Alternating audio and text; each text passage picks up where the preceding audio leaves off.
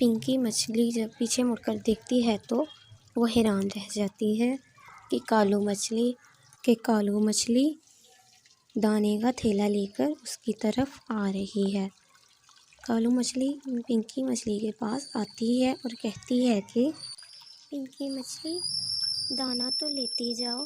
تو پنکی مچھلی کہتی ہے کہ میرے پاس تو صرف 2 روپے ہی ہیں، اور تم نے خود ہی تو کہا تھا کہ 2 روپے کا دانا نہیں آتا۔ تو کالو مچھلی کہتی ہے کہ کوئی بات نہیں، آج تم میری طرف سے دانا لے جاؤ اور کھا لو، ہم دوست بن جاتے ہیں۔